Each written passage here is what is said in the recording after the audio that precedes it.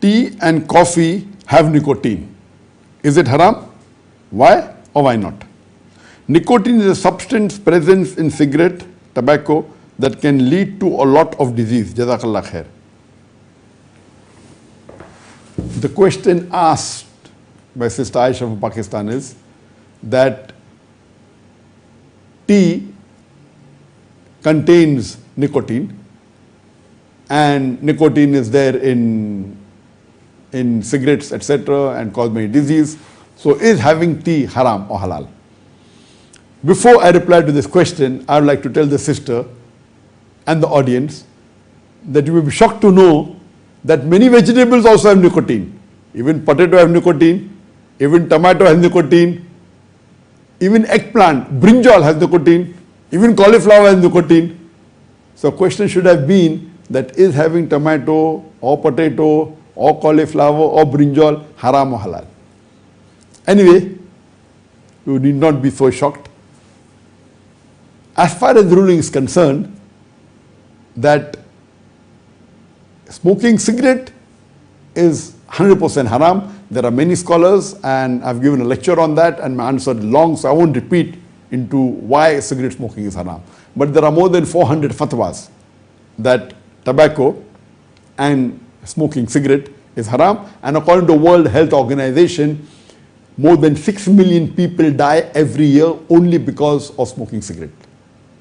So there's no doubt, even whether you're Muslim or non-Muslim, they agree that smoking is injurious to health, and that's the reason almost all the countries it's compulsory that even if they sell cigarettes, it's mentioned there that smoking cigarette injurious to health. So I won't go into the details of why it's haram. You can listen to my answer why smoking is haram. We'll come to the main question, that if nicotine is then tobacco, and tobacco is mainly where we smoke cigarettes, so if that is haram, is tea haram?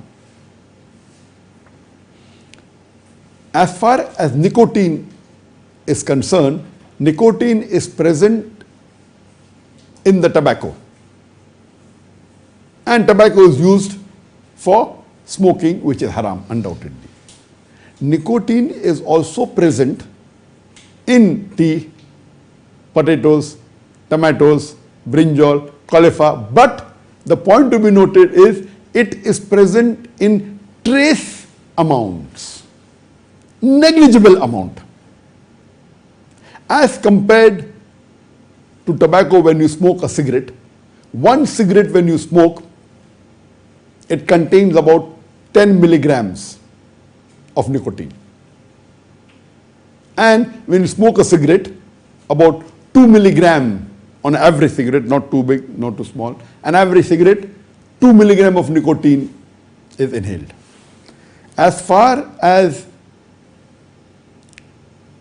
tea is concerned, in tea, in 1 gram of tea, depending upon the type of tea, if it's a regular tea, it contains 285 nanograms of nicotine. That is less than 3 micrograms of nicotine. That is 0.0000285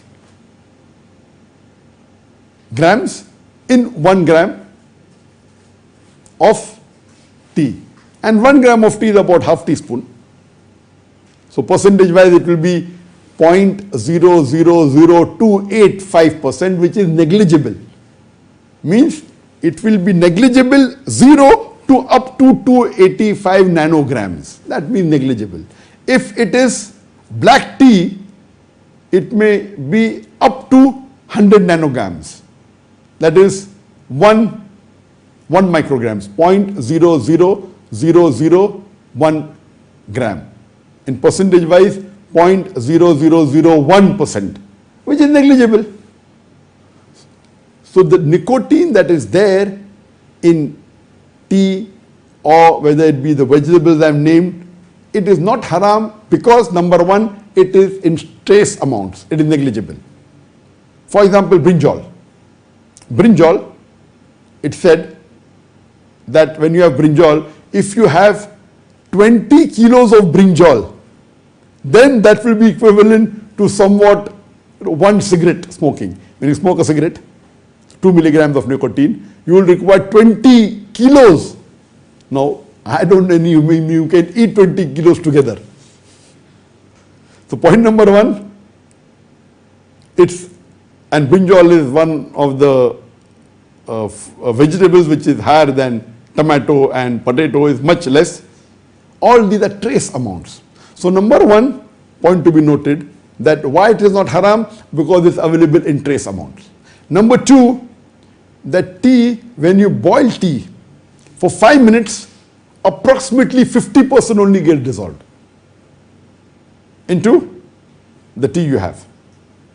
So as it's there in trace amount. If you boil for 5 minutes, maximum 50% gets dissolved. Number two. Number three, the absorption of nicotine into the body with tea or with the vegetables I told is completely different than smoking a cigarette. When you smoke a cigarette, in 10 to 20 seconds, that nicotine, it reaches the brain. Immediately, when you take a puff, within 10 to 20 seconds, the smoke goes into the lung, and from the lung it reaches the brain in 10 to 20 seconds, on average. When you have tea, depending upon the amount of tea you have, and the quantity and the type of tea, on average, if you have 1 cup of maybe 250 ml, a large glass of tea, it takes 45 minutes for the tea to go from your stomach into the intestine. So by the time it's absorbed, it takes too long. This is point number three.